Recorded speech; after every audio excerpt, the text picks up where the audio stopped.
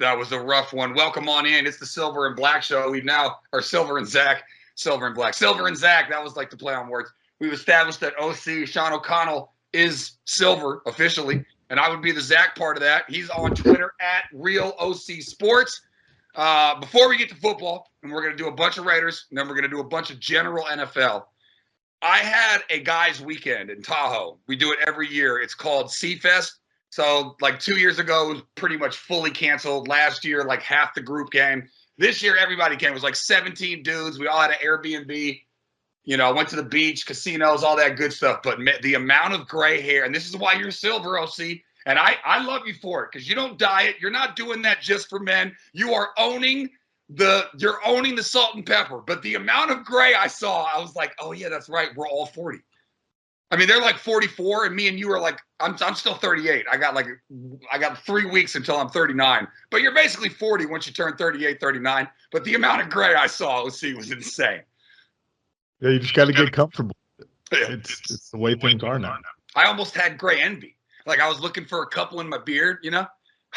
Maybe I'll dye mine gray. Has anybody ever done that? You don't have a beard. Like you still are like the kid that you would show up to 7th grade, and that kid who hit puberty really early would have like the kind of mustache that he refused to shave because he was so proud that he had enough testosterone going through his disgusting little veins. I did rock that early. I rocked that little mustache. You're right on that, 100%. That's still you, though. I had puberty, I remember I was in middle school, and this was before cell phones. So you kids listening out there, all you guys in your 20s or whatever, you have no idea what it's like to be 40. We had to call people's houses. Yeah. So anyways, I was in love with this girl in middle school, and I got her phone number. I'm all obviously freaking out, scared, excited, all that good stuff. Give her a call. The dad answers, and then my voice sounded like this. And I'm like, hey, is Danielle there? And he's like, don't ever call this house again, you pervert. He thought I was like 50 years old, and I was like 10 or 11 or whatever. Anyway, so yeah, we had a good time, and obviously we watched a ton of football. And OC, I'll let you make your comments on what you saw. I'm going to make mine very simple, and it might make for a shorter podcast than normal. I can figure out other stuff to talk about. But my main thing, the offensive line, I don't think there's anything more important than the offensive line. I guess everybody says quarterback's the most important position in the league. But if your quarterback's constantly running for his life, I think the offensive line might be the most significant, at least group of players on a football team. And when I saw that the Raiders interchanged 4 of the 5 offensive line positions throughout the game. They drafted Leatherwood in the first round last year. He got cut and picked up by whoever. But if you don't have an offensive line, you've got nothing. And they've got so much money in Devontae Adams. Carr actually took a discount, but they're paying people everywhere else but the offensive line. And to me, that summed up the game. We talked about this last week. We talked about this as the wrong way to build a roster in the NFL, right? You don't go skill positions down. You go foundation. When you build a house, you dig the hole, you pour the concrete foundation, right? Yeah, you don't put like a fancy roof on the thing before the plumbing's done. And then you do all the bells and whistles after that. That's what the offensive line is and always has been in football and roster building. We talked about it, OC, but I didn't think it was going to be as bad as last year. I think last year the Dolphins had the most historically bad offensive line, and they spent all offseason addressing that. Then now they got Tyreek Hill too, and that helps. But I didn't think it was going to be just as bad as last year because I think the Raiders were like the second worst of all time, and the Dolphins were the number 1 worst. I thought it was going to get better. Well, it didn't. No, at least not week 1 didn't. And the indication of subbing in and shifting around like that starting offensive line combination is something that should be figured out in OTAs and should be figured out in the room well before you're walking into week 1 play, right? I know more about your fighting career than I do about your football career, but I do know that you played for Utah under Urban Meyer. Forgive me because I don't know. What position did you play? Were you like mainly a special teams guy, or did you play on the line? No, I was mainly, I was a scout team linebacker for Urban, and then when he left, I was a fullback in Kyle Whittingham's first years. But like I was just not good. And That's fine. But were you at every practice? yes, 100%. Okay. So you tell me, is the offensive line, it seems to me like either you've got it or you don't. It's not something that's going to get better over the year. Like I'm not saying the Raiders are going to be under 500 and miss the playoffs or whatever, but offensive line seems like a position where it's either dialed in from the get-go or it's not. Like, did you notice any time with the offensive lines that you watched in practice that over weeks it got improved? Well, that's one thing about offensive line that is good. If you get the right combination of guys, right? The right five playing together can improve the, it's the machine that's greater than the sum of its parts. And this is where, when you talk to college coaches, especially in the NFL, everyone's really damn good. You have to be like a really good individual player to make it to the NFL, right? But when you talk to college coaches, especially, it's not position specific for their offensive linemen. For those guys, it's just give me the 5 best athletes on the field. Give me the 5 most aggressive guys, the 5 best, like the hardest workers, the 5 smartest guys. Yeah. And we will make sure to coach them up to be what we need them to be, right? And in the NFL, that's a little bit harder because once you make it that far into your career, you're a tackle or you're a guard or you're a center, and there's interchangeable talents that can play center or guard, and there's guys that can play right or left guard, and there's a very few guys that could slide from guard out to tackle, and even fewer guys that are good moving from right tackle to left tackle or vice versa, right? So on an NFL roster, on this Raiders roster, if you don't have the bodies there, if you don't have the bodies in the building, I don't know how much shifting them around is really going to help. You can find the right combination. You can find the right lineup, right? You've seen this in basketball. You get the right 5 guys out there, and that unit, for whatever reason, plays better than the more talented group or whatever it is, because there's better teamwork, better communication, all that stuff. It can happen, so Raiders fans shouldn't be panicking just yet, but you got to look at who you have in that spot, and it goes back to the discussion that we had last week. You can be optimistic and even excited if you're like, yeah, well, we got this young guy. It's just going to take him a little bit of time, and then he's going to be a great offensive lineman. We got this guy that we're paying $15 million a year. Just need to wait for him to emerge into that role of a leader and kind of like the mouthpiece of the offensive line. We got a really brilliant center from Harvard who's going to be able to get these guys all dialed in. The Raiders don't have any of that. So even though you can get better on the offensive line week over week, and with shifting things around and having the right combination, you have to have the correct component parts, and it doesn't look like they do. Well, I'm just saying, like I did to lead off the show, if you're interchanging 4 of the 5 offensive line positions, something's a problem. Now, there's only one movie called The Blind Side, right? I mean, so obviously tackles are your most important positions. So those 2 people should be identified and never switching. Like they drafted Leatherwood and then moved him to guard. That's a problem. If you draft these guys are like the tackles, I feel like you should go in right away. It's like the military. You pick your snipers out, right? That guy's a sniper. That guy's a sniper. The guards, I would be okay with interchanging, whatever. But like your tackles have to be dialed in. Otherwise, that's why they call it the blind side. You're protecting the quarterback. And they have tons of offensive line issues. And look, we're going to get into Devontae Adams and Josh Jacobs. We're going to do all that. And again, I'm not flipping out because a lot of people are picking the Chargers to make the Super Bowl, and they were on the road, and it's just 1 week. But if you don't have your offensive line figured out, it's going to be the same conversation that we did it before the season started because of last year. I thought it was going to be dramatically better. You don't seem too surprised. But if you don't have your house in order on the offensive line, it's going to be beating a dead horse. Are you allowed to say that anymore? It's 2022. Yeah, I don't think that the PETA crowd is listening to Silver and Zach, and they're not going to come after you for attacking a horse that is already deceased. All right. I think we're okay. Fair enough. I'm just checking. You have to check with everything these days.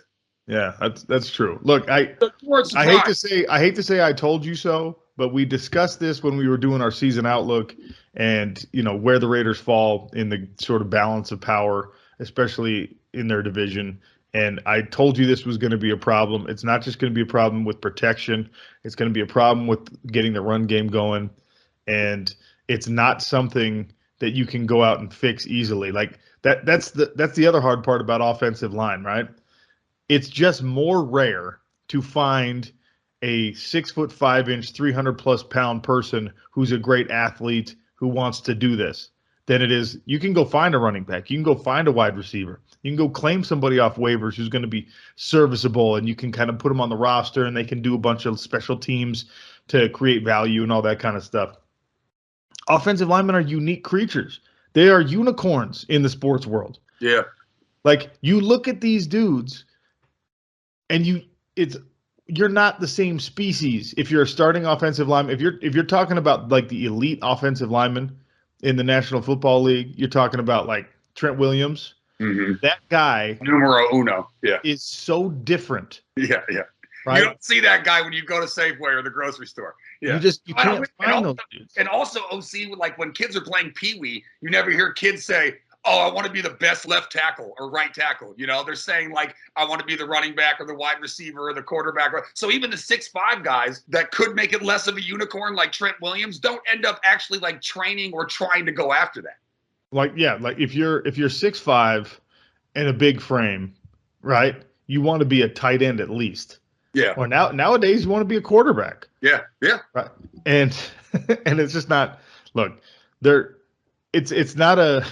Let's be honest. Usually the fat kids that are on the O line and D line in Pee Wee football. It's a genetics thing, though, right? There's just not as many human beings available that fit the profile you need. Like you can go to Safeway, to use your example. You go to Safeway and you'll find a guy who's 6'3" plus and 300 pounds plus, but that guy can't move. That guy can't run. That guy's not strong. That guy's not nimble. That guy's maybe not even intelligent. You got to be all those things to be an NFL offensive lineman. Yeah. They are a rare breed, quite literally a rare breed in the human population.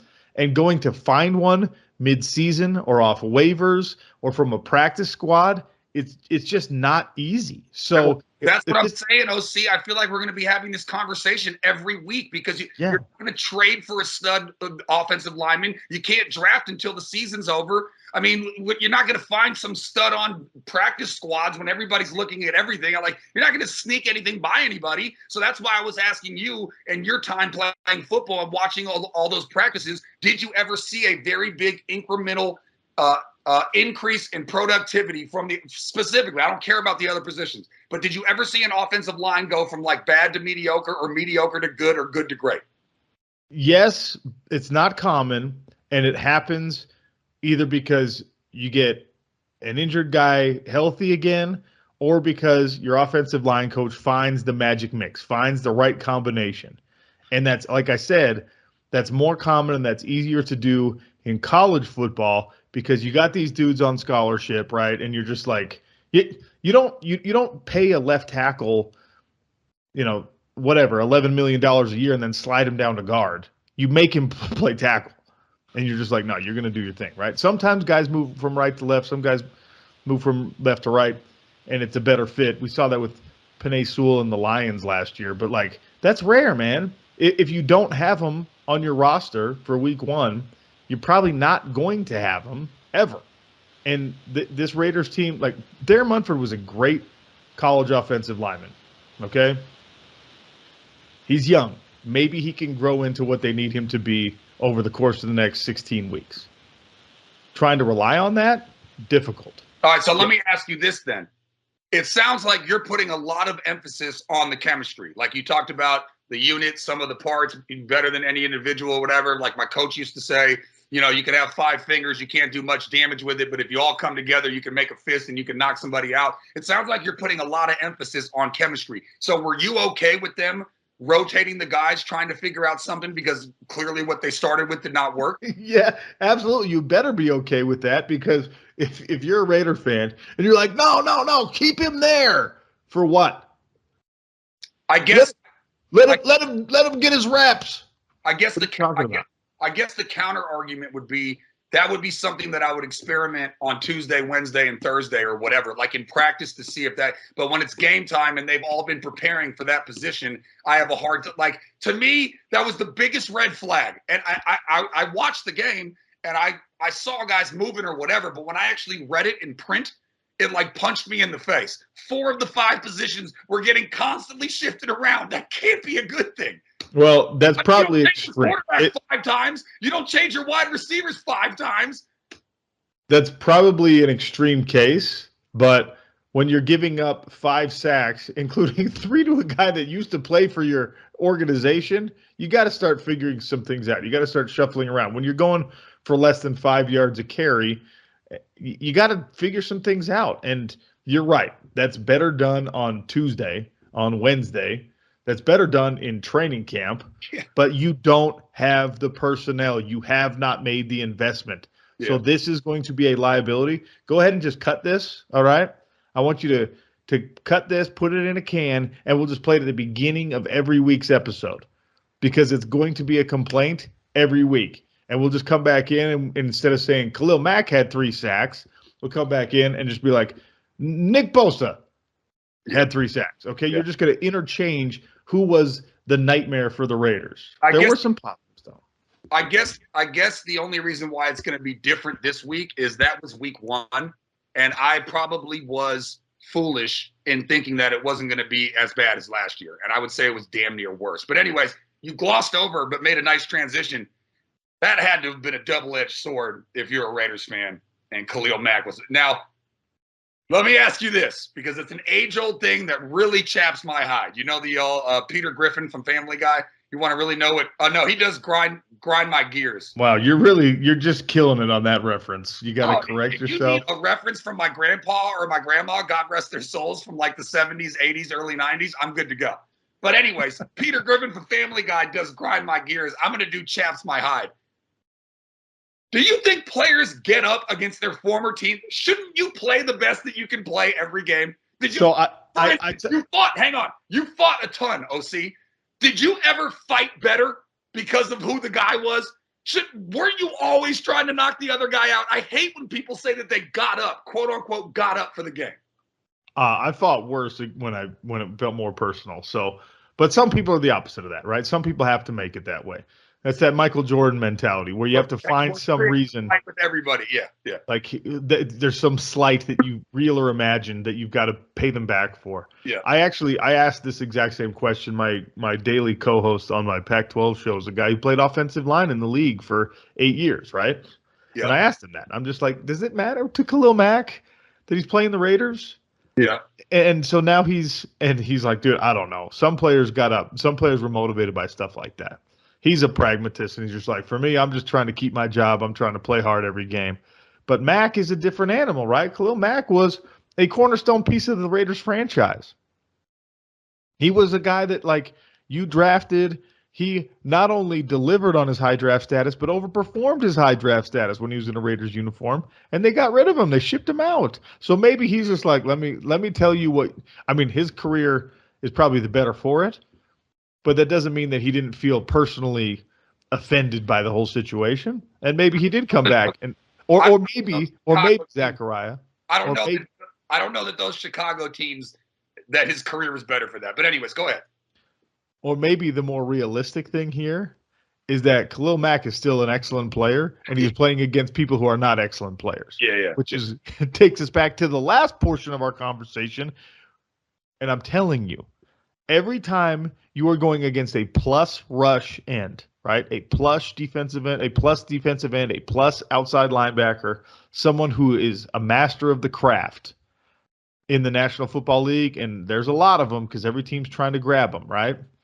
This Raiders team is going to have to account for that. They're going to find ways to get after your quarterback. So the Raiders are going to have to struggle to compensate. You're going to have to chip. You're going to have to take a guy out of the route structure so that he can help out with the tackles, whatever it is. Like, this is going to be a problem for the Raiders, and Khalil Mack just happened to be kind of the first harbinger of that doom. Yeah. Okay. All right. So we spent a lot of time on – actually, we haven't even really spent a lot of time on the offense. We've just spent a lot of time on the offensive line. I do want to get to Devontae Adams. I do want to get to Derek Carr. An ugly day for him. But again, he was running around like a chicken with his head cut off. Oh, that's another PETA phrase that I probably can't say. But I want to focus on the defense here. I love that you're the only people you're worried about offending are the animal rights activists. Anyone else in the world, you're just like, grow up. You'll say racially sensitive things, gender sensitive things. You don't care, but you do not want to offend the animal rights people. Okay, first of all, I'm getting better at being all inclusive, number one. Number two, it just happens to be that all the sayings have animals involved in it. But anyways, I feel like you and I laid out what happened to the defense in our preview show.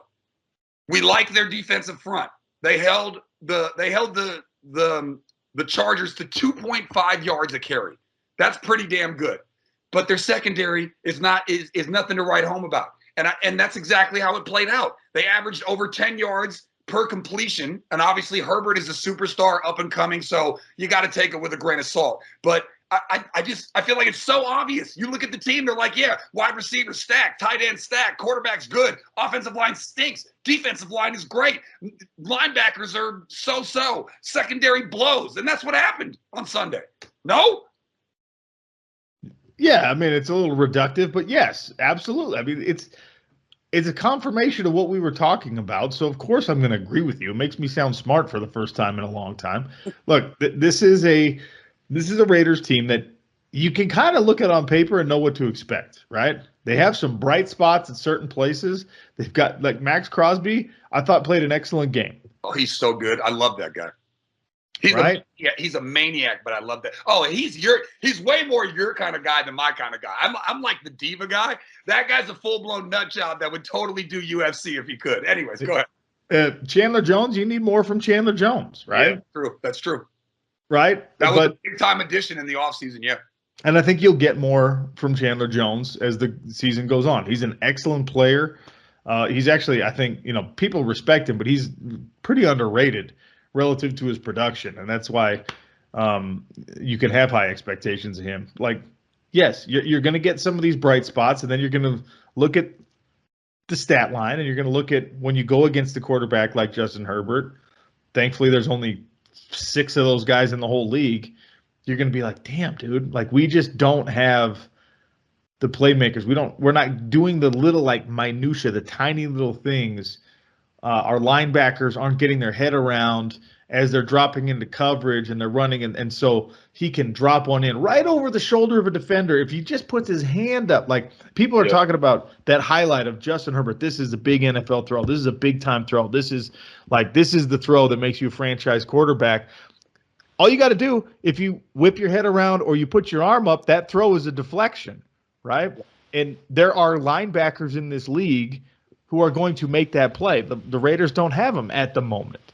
So this is just, again, it's a work in progress. Teams do get better. That's one thing I hate is when we talk about after week 1, we overreact and say, this team stinks, nothing's going to happen here. Yeah. Teams do get better, but you better trust that coaching staff, right? And you better trust the way the roster has been constructed. And that's where things get a little bit dicey, because this is a Raiders team that rebuilt their front office. When you rebuild your front office, there's automatically going to be a roster rebuild that comes along with it. Yeah, but the problem, OC, and I feel like I'm on like 10 shots of espresso because I keep trying to get to stuff, but then you bring stuff up that I want to get to, which I guess means a good podcast. But do you think that's a reflection on Josh McDaniels?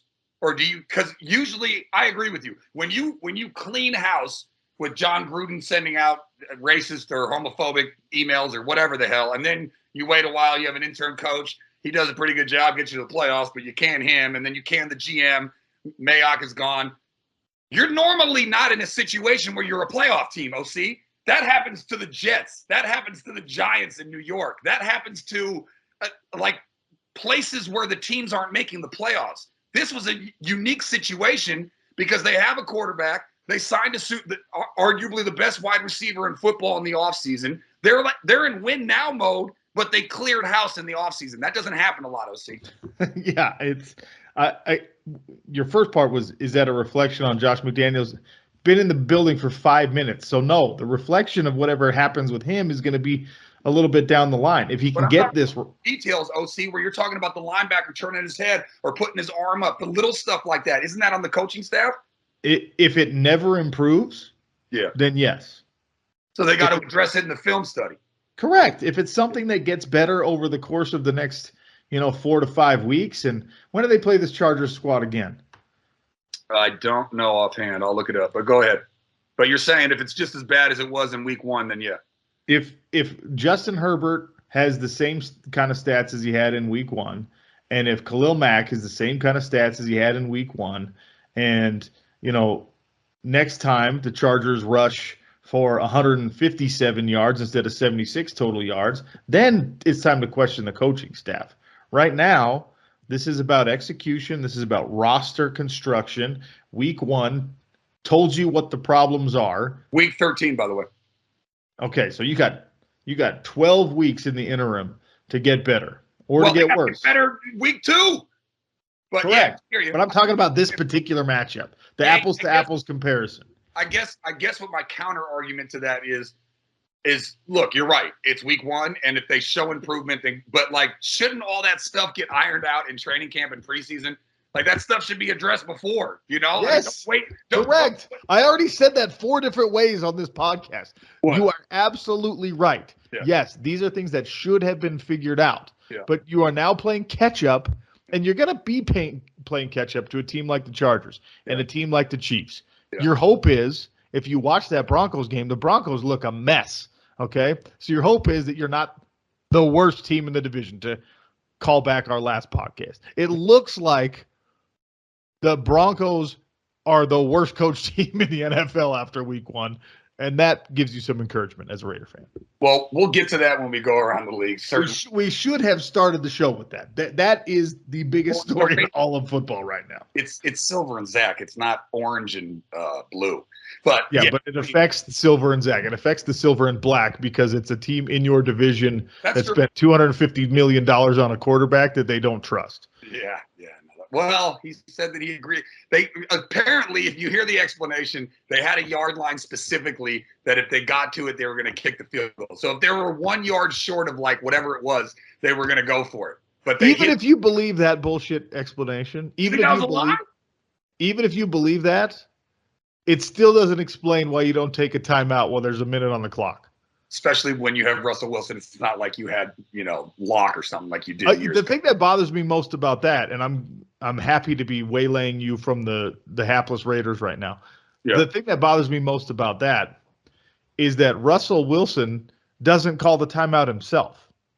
That was also odd. And they huddled at one point. They had all their timeouts, and there was less than 30 seconds. They huddled at one point. They were just it was almost like they had the field goal in mind the whole time. This is it.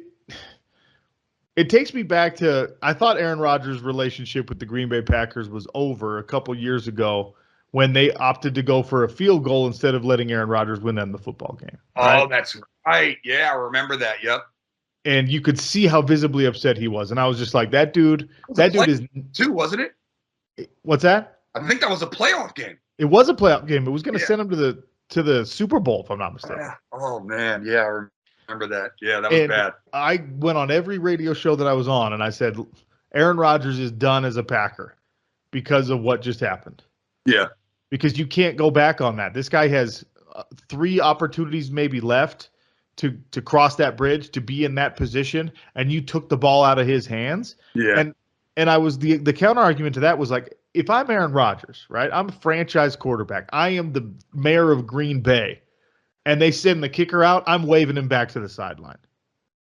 I'm saying, no, we don't do this. There's very few people. You think Wilson was lying in the post-game conference when he said that he was totally okay with the decision? Yes. Really? Yes. See, I'm too naive. You know me. I believe everything. I'm 100% convinced that he was just trying to he's got a long season ahead of him. He's a smart guy. He knows that you don't sow discord on the roster, in the fan base, in the organization by questioning a head coach's decision in the very first game of the year. Yeah. Right? Yeah.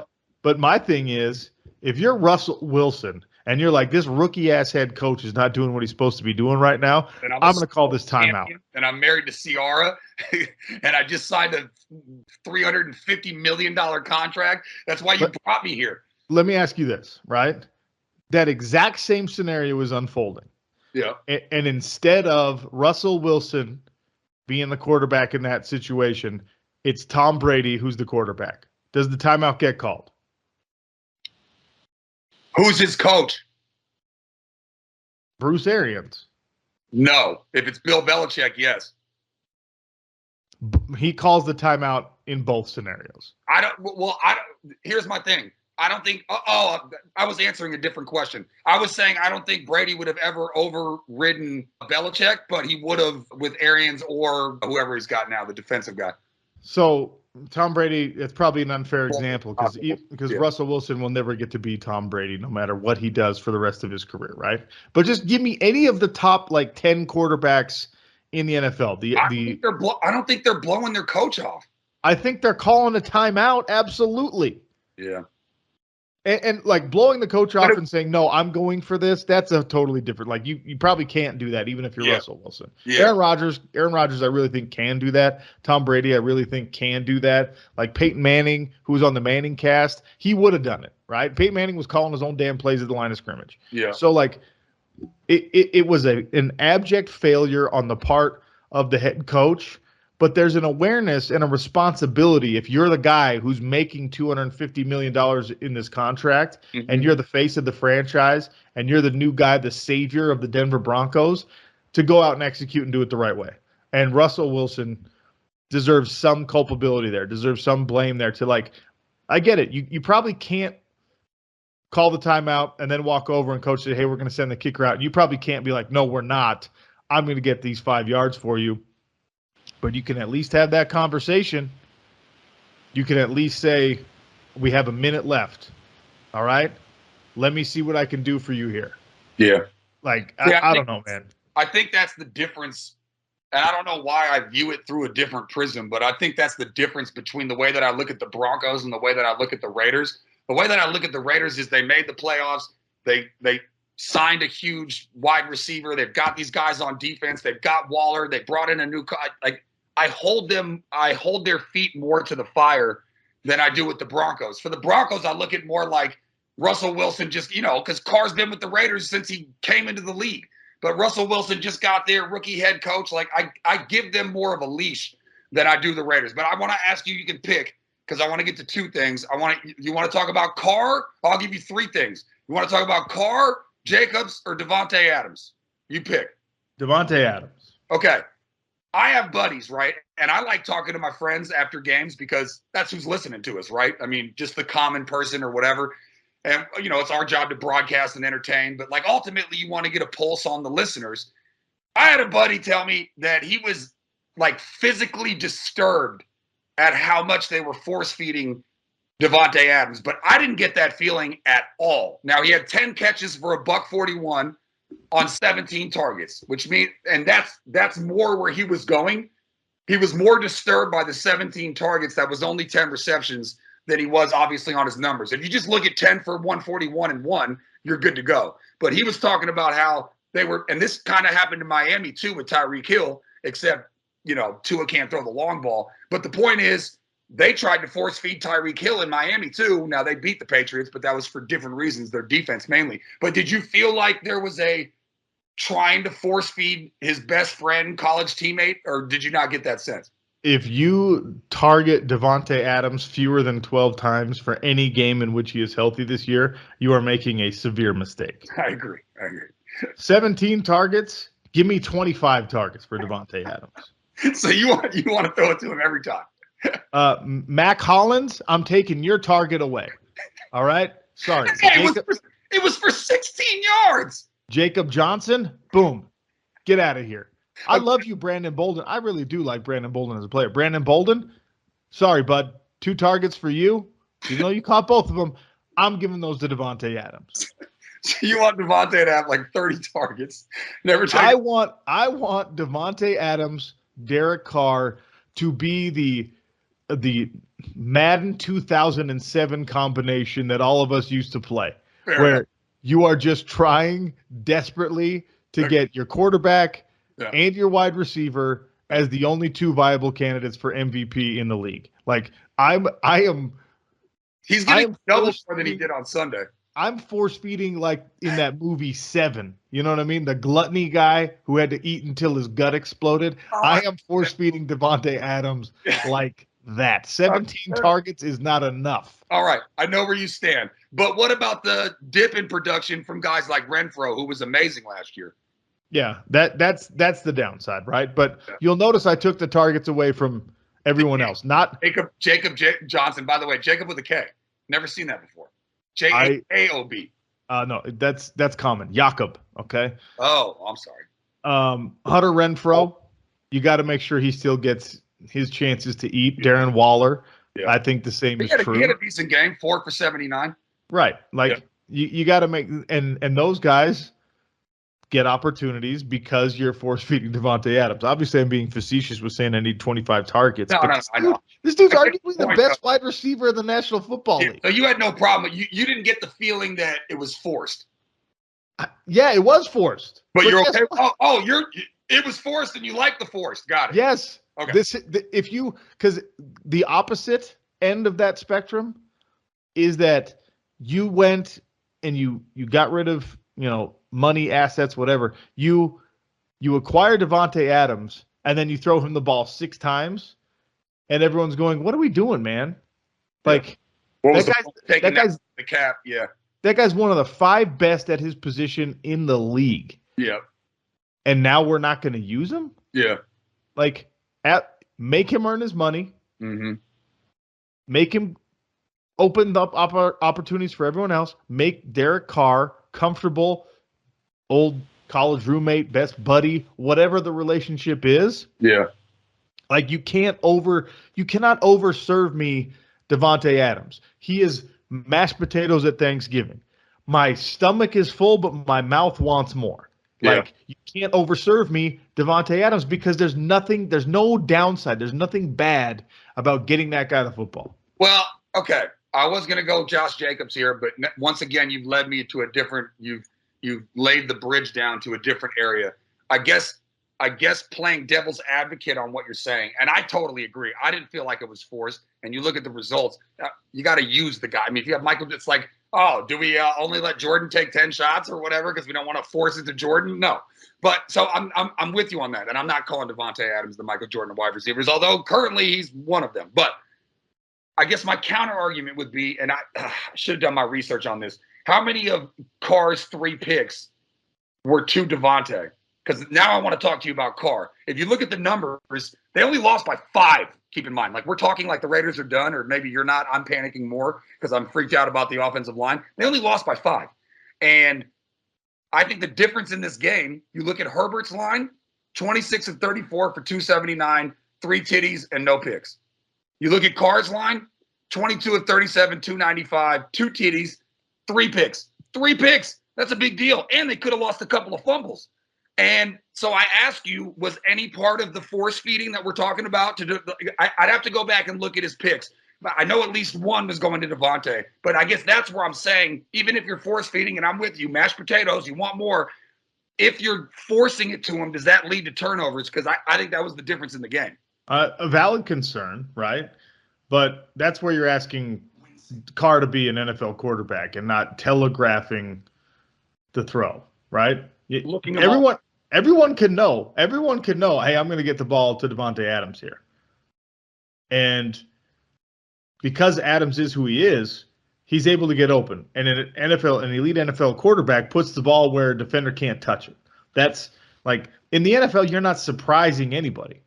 This is not college football. This is not high school football where you're like, watch what we're going to do. We're going to confuse the coverage here, and we're going to get Davante Adams, of all people, sitting wide open in that pocket right there. It doesn't happen. By the way, real quick, sorry to interrupt and continue on your point, but this is why I discredit older records and older teams that won a bunch, because back then you could totally pull the wool over people's eyes. They were riding coach and smoking cigarettes, and they were making like they had other jobs. But like now, everybody knows everything because of technology and how much money's into it. But anyways, go ahead. So my point is, right? That is the job of an NFL quarterback and the job of an NFL wide receiver. And by the way, the job of an NFL offensive lineman and running back and all that stuff, where this would be the best version of football. The offense tells the defense what play they're going to run and says, I'm going to do it anyway. Let's see who's better. I'm going to push you off the ball. I'm going to run right in the C gap here. So send as many guys as you can and watch. My offensive line is just too good. That happens sometimes. Dude, that happens all the time. Yeah.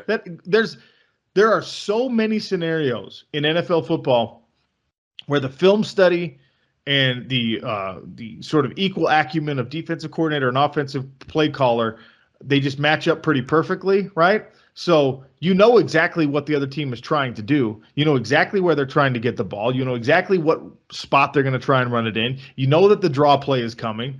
And because there are playmakers on every NFL roster, and Davante Adams is number one on the Raiders roster, he beats the defense. And a quarterback who's great beats the defense, throws the back shoulder, throws the ball to the high point where only his 6'5" jump out of the gym guy can get it. Like, these are the margins for error in the NFL that don't exist at lower levels of football that you can exploit when you've got an elite quarterback and an elite wide receiver. And the Raiders have a good quarterback and at least one elite wide receiver. So maybe, just maybe, you can get yourself into a more risky scenario where an opposing team's like, dude, they're gonna throw the ball to Davante Adams every damn time they need a third down conversion. Well, let me ask you this, because it sounds like you have it as a much higher percentage than I do. I feel like, yes, there are times where the offense is telling you what they're going to do and they can do it anyway. But I feel like that's like more 50-50. And a lot of times it's like out scheming or tricking or whatever. But it sounds like you think it's like 90-10 No. Don't put numbers in my mouth. Sorry, the way you were saying it made it seem like you're saying it happens more frequently than like the tricking people. And I think it's more like 50-50. Well, I think that a defense being truly shocked, tricked, surprised by what's coming is far less common than just them being out executed. Okay, fair enough. Yeah, you're probably right. All right, let me get to this because I annoy people with this all the time. I did it in video games. I do it in real life. I do it everywhere, and it annoys everybody. I don't think I've found anybody that doesn't get annoyed by this. But watching the game, I'm like, so I'm big on Jacobs. Do you even do fantasy? You're not a fantasy guy, are you? Oh, actually, for the first time in like 15 years, I'm in a fantasy league because all my old high school buddies, you know, we're all older now. We got kids now, so it's harder for everyone to get together. It's harder, like we don't have as many reasons. Yeah, good way to connect, yeah. Yeah, so I was like, man, I don't talk to these guys enough. So yeah, I jumped back in for that reason. Okay, well, so I was right on my gut instinct, though. In general, you would not be a fantasy guy. Like, I know you well. You would not normally be. But yes. Yeah, that's half the reason why I do it, because I got two different groups. And, yeah, I mean, that's like the only time we get together is for the draft. Yeah, anyway. And by the way, the reasons for people to like fantasy football are valid reasons, but the reason for people to dislike fantasy football are equally valid reasons, okay? I got Deebo Samuel, so I'm like, yeah, everything Deebo does, great. The guy I'm playing against has Ayuk, and so I'm watching this game where I want the Niners to win, and I'm hoping Ayuk. I'm hoping that Ayuk is not productive. That's so counter, like that's the opposite of what fandom is supposed to be. So that's why I dislike fantasy football. I'm the total polar. I'm like probably one of the few exceptions because I know a bunch of buddies who love their team but will literally root against them if it means their fantasy team wins. I will take the L in fantasy before I take the L in real life. Anyways, this is what I annoy people with, OC, because I'm watching that game and I'm going, Josh Jacobs looks good. And I was big on him in fantasy because he's in a contract year. And I'm looking, and then I go back, watch the game, read the box score, read the recap. This is what I annoy people with, OC. Tell me if this annoys you. How many yards do you need for a first down? Do you need me to answer that question, or is that rhetorical? 10 yards. What do you think Josh Jacobs averaged per carry? Okay, I know what you're doing. 5.7. If they give it to him twice, you get a first down for the rest of the game. Yep. I say that all the time. Yep. I go as far as saying 3.3. Well, 3.3, 6.6, 9.9. Yeah, you'd have to go for it on fourth, but then you get it anyway. My point is, if you're averaging 5.7 on the ground, why did he only get 10 carries, OC? You tell me. Because you're playing catch up, you got to score points quickly. You like clock situations factor in. The logic, the overly simplistic logic that you just bring up that is absolutely annoying, dictates that there's no reason for the Raiders to do anything all game long other than hand Josh Jacobs the football, assuming he's going to get 5.7 yards a carry. How many offensive snaps did the Raiders have? You got like 70 offensive snaps? So by your math, that's a 350-yard day for Josh Jacobs. Well, you can't do that, obviously. But, I mean, it's not like they were – I mean, yes, they were down 14 or 17-3 at one point. At that point, maybe I guess you abandon the run. I'm asking you when it's 3-3 after one. Why aren't you running the ball more to get you 10-3? Probably because you know what your offensive line is. I don't know. Well, I think this goes back to your mashed potatoes thing, that they're trying to force it to Devontae as opposed to just handing it off to – I mean, yes, maybe it'll come in smaller chunks, not as sexy. And, yes, your O-line sucks, but 5.7 on the ground when the Chargers only average 2.5, that's less than half.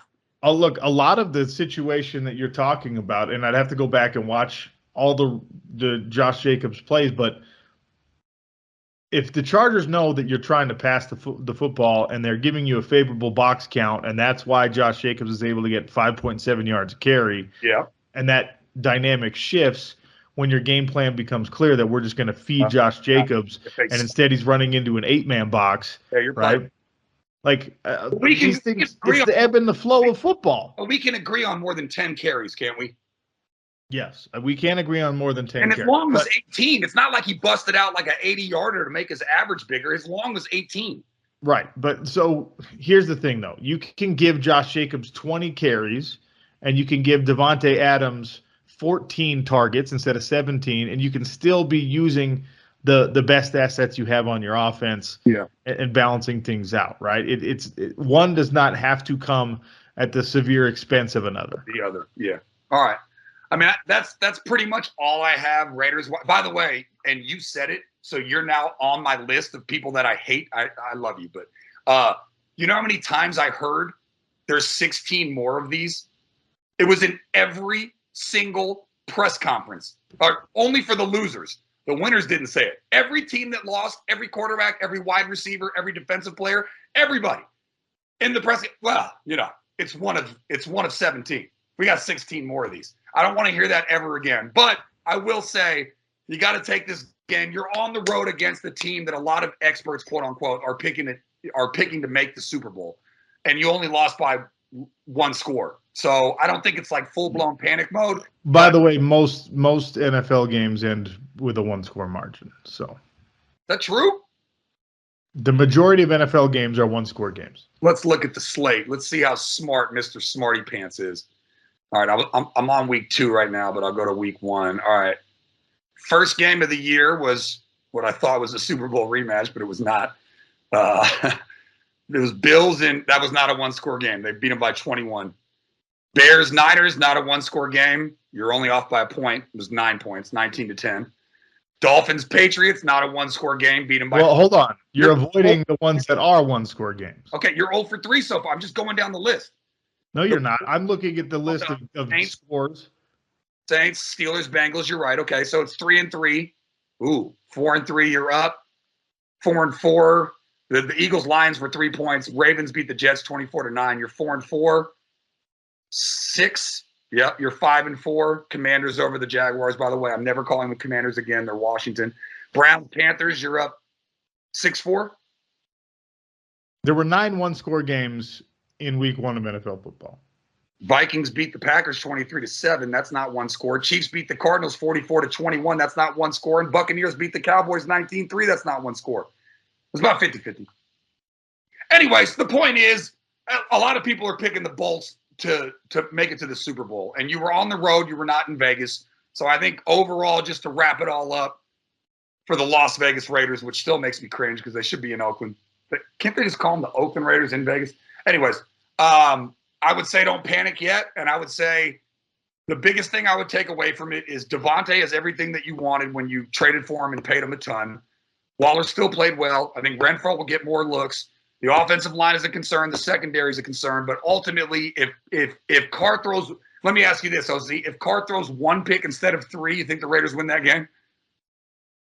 They got a better chance to win the game, obviously. I'll say yes, just to provide some optimism for Raider fans. I mean, obviously, I'm not encouraged, but I'm just saying, putting it in perspective, 3 turnovers from Carr and losing on the road against a Super Bowl favorite by 1 score is nothing to like totally freak out about. Correct. It's not time to burn anything down. No. Don't burn your jersey in the parking lot. There are legitimate reasons for concern about the viability and competitiveness of this team moving forward. The brightest spot in your weekend was that the Broncos look like they're going to suck worse than you. I don't think they, again, I'm giving them, I don't know why I'm giving them such a long leash, but I think they're going to figure it out. And I felt like that was like a first date, you know, like, and Russell Wilson was like, it was a first date at a restaurant where your ex-girlfriend is having dinner across the booth from you. He was in Seattle. It's the first team, rookie coach. I feel like they're going to be better than they look. But yes, that was semi-encouraging. Okay, but to continue that analogy, the ex-girlfriend's on a date in a booth across the way with the ugliest dude that you've ever seen. Gino didn't throw an incompletion until like the 3rd quarter. But Gino is not. No, I know he's not. Great. But he had a good game. He did. All right, we're going to go rapid fire. You wrote him off. He ain't right back, though. You say again? The wine in the post game? Yeah. They wrote me off, but I didn't write back, though. Yeah, that was tight. All right, well, then just give me your thoughts on Trey Lance and the Niners. San Francisco 49ers got some figuring out to do, just like everybody else. Look, the Raiders could say that game, it's a tough competition. You can lose that game and still feel good. Niners can't feel good about losing their game in week 1. That's a game that you absolutely should win. If you're who you're supposed to be, you're not losing a game like that one. Trey Lance, in his first, I guess, outing as the full-time starter for the San Francisco 49ers, looked exactly like that. And that's not ideal. I'll just give a brief summary, which is basically weird for me because I'm not normally a glass half full guy. But I would look at that game and say you can't really judge Trey on anything because of how bad the conditions were. And that could be an excuse. And the Bears had to deal with it too. And obviously Fields did it better than Lance did. But I can't look at that game and really judge. I hate this more than I hate anything else in sports. Well, it was a wet field. Oh, it was a cold game. It was a snow game. All right. Well, guess what? It's harder to throw. Okay. The best players on the field in a wet game are the same as the best players on the field in a dry game. Okay, but some acclimate better. Okay. Sure. Like, I get it. That at all. You don't factor that in at all. You say, I don't care what the conditions are. I judge you the same way as if it was a clear day. Your offense, right? Your offense is not going to be as pass heavy in a monsoon as it is in a dry day. Okay. Right? Yeah. Trey Lance used his legs to provide 54 yards of offense for the San Francisco 49ers. He generated 0 touchdowns against the Chicago Bears defense. All right? That your starting quarterback, who you drafted in the first round and replaced the guy, I think correctly, who took you to a Super Bowl, gave you 0 touchdowns against the Chicago Bears.